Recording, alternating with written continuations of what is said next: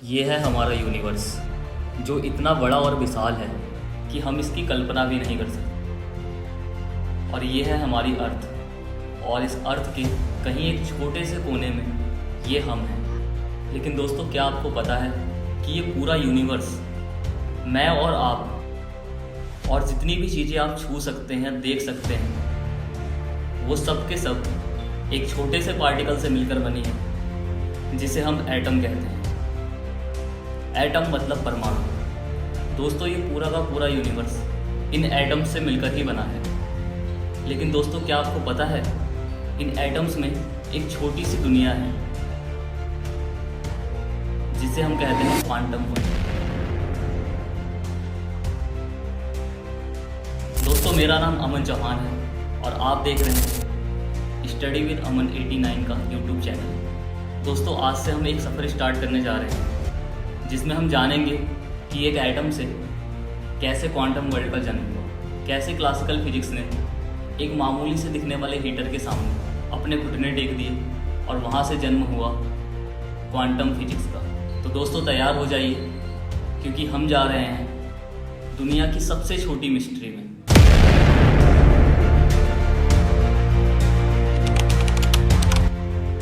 सबसे पहले बात करते हैं एटम की। एटम बेसिकली किसी भी मैटर का फंडामेंटल यूनिट होता है। मैटर मतलब सब कुछ जो स्पेस में जगह लेता है और अपना मास रखता है। एटम के मेजर 3 पार्ट होते हैं: इलेक्ट्रॉन, प्रोटॉन और न्यूट्रॉन। एटम का साइज लगभग 0.1 नैनोमीटर होता है, मतलब 1 मीटर में लगभग 10 अरब एटम्स आ सकते हैं। और मज़ेदार बात तो ये है कि 99.99% एटम खाली होता है। जी हाँ, बिल्कुल खाली। और इलेक्ट्रॉन्स न्यूक्लियस के आसपास के रीजन में ही घूमते हैं। तो दोस्तों, चलो थोड़ा इतिहास के पन्नों को पलटते हैं और जानते हैं कि ये एटम का आइडिया आखिर आया कहाँ से। दोस्तों, हमारे भारतवर्ष में परमाणु का वर्णन वैदिक काल से ही देखने को मिलता है। वैदिक काल में एक महर्षि थे, महर्षि कणाद, जिनकी रुचि छोटे छोटे कणों में थी। वो हमेशा सोचते रहते थे कि पदार्थ के कण कितने छोटे हो सकते हैं। और एक दिन उन्होंने बताया कि यदि हम पदार्थ को विभाजित करना प्रारंभ करें तो हमें कण प्राप्त होंगे, और इन कणों को विभाजित करने से पदार्थ की एक ऐसी अवस्था प्राप्त होगी जिसे आगे और अधिक विभाजित करना असंभव होगा। और पदार्थ की इस अवस्था को उन्होंने परमाणु कहा। लेकिन दोस्तों, दुर्भाग्य की बात है कि ये सारा ज्ञान संस्कृत भाषा में लिखा हुआ था, जिस कारण वेस्टर्न सोसाइटी ने इसको इग्नोर कर दिया। इसके बाद लगभग 400 BC में एक ग्रीक फिलोसोफर आए, डेमोक्रिटस। उन्होंने भी सेम बात बोली कि मैटर को आप कितना भी छोटा डिवाइड करो, एक स्टेज ऐसी आएगी कि आप उसको और अधिक डिवाइड नहीं कर पाओगे। और ये जो इंडिविजुअल पार्टिकल होगा, उसको उन्होंने नाम दिया एटमॉस, जो आगे चल के एटम बना।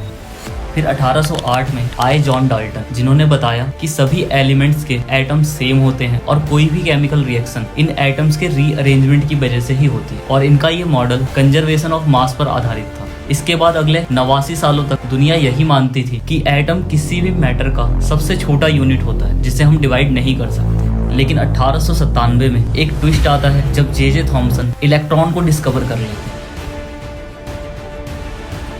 थॉमसन ने बताया, जैसे एक पुडिंग केक में किशमिश और चेरी धसी होती है, ठीक उसी प्रकार इलेक्ट्रॉन्स भी एटम्स में धसे होते हैं। इस मॉडल को हमारे इंडिया में एक तरबूज का एग्जाम्पल देके समझाया जाता है। जैसे एक तरबूज को काटने पर उसके बीज उसमें धसे हुए नजर आते हैं, ठीक उसी प्रकार इलेक्ट्रॉन भी एटम में ऐसे ही धसे होते हैं। जे थॉमसन ने कहा, ये जो बीज हैं, ये इलेक्ट्रॉन्स हैं, जिन पर नेगेटिव चार्ज होता है, और ये जो रेड पार्ट है, ये उतना ही पॉजिटिव चार्ज होता है। मतलब एटम एक न्यूट्रल पार्टिकल होता है।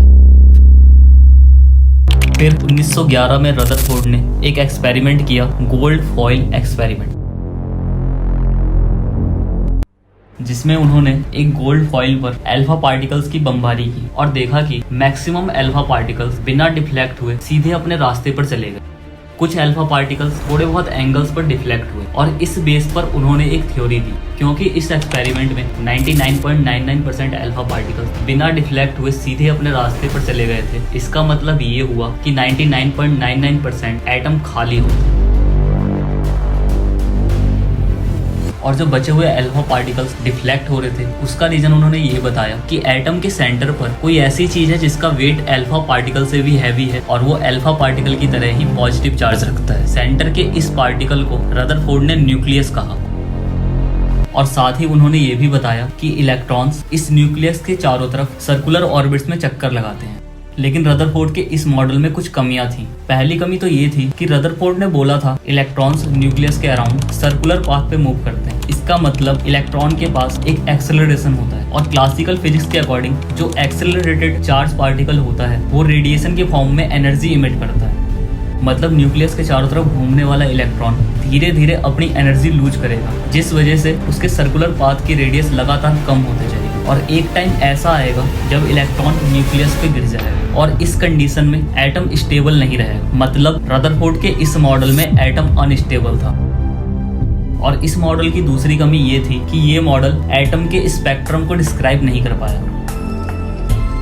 1913 में नील्स बोर ने एक और एटॉमिक मॉडल दिया जिसमें उन्होंने बताया कि न्यूक्लियस के चारों तरफ इलेक्ट्रॉन केवल उन्हीं ऑर्बिट्स में मूव कर सकते हैं जिनके लिए उनका एंगुलर मोमेंटम h/2π का होल मल्टीपल होगा। और साथ ही उन्होंने ये भी बताया कि न्यूक्लियस के अराउंड जितने भी सेल्स होते हैं उन सबकी एक फिक्स एनर्जी होती है और ये एनर्जी क्वांटाइज होती है। मतलब इलेक्ट्रॉन को लो एनर्जी लेवल से हाई एनर्जी लेवल में जाने के लिए एनर्जी के एक फिक्स अमाउंट की नीड होगी। जब इलेक्ट्रॉन को ये एनर्जी प्रोवाइड की जाएगी तो वो हायर एनर्जी लेवल पे चला जाएगा और जब वो लोअर एनर्जी लेवल पर आएगा तो रेडिएशन के फॉर्म में एनर्जी को इमिट करेगा। और उन्होंने बताया कि इस रेडिएशन से जो स्पेक्ट्रम बनेगा वो डिस्क्रीट होगा और यही मॉडल क्वांटम वर्ल्ड का पहला क्लू था।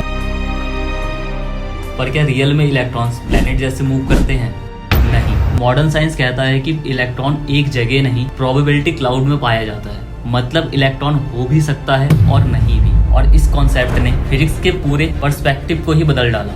इलेक्ट्रॉन पार्टिकल भी है और वेव भी। क्या कोई चीज़ पार्टिकल और वेव दोनों हो सकती है? Welcome to the world of wave particle duality. लेकिन इस दुनिया में एंट्री तब हुई जब साइंटिस्ट ने एक सिंपल से हीटर को समझने की कोशिश की और वहाँ से आइडिया निकला क्वांटम फिजिक्स का। दोस्तों नेक्स्ट वीडियो में हम मैक्स प्लांक और ब्लैक बॉडी रेडिएशन का हंगामा देखेंगे। अगर तुम्हें ये लगता है कि फिजिक्स बोरिंग है तो क्वांटम सीरीज तुम्हारा दिमाग हिला देगी। तो अगर मज़ा आया हो तो लाइक और शेयर करो और कमेंट में बताओ कि तुम्हें यहाँ तक समझ में आया कि नहीं। और हाँ, सब्सक्राइब जरूर कर लेना क्योंकि अगली बार हम वो डिस्कस करेंगे जहाँ से रियल में क्वांटम वर्ल्ड की शुरुआत होती है।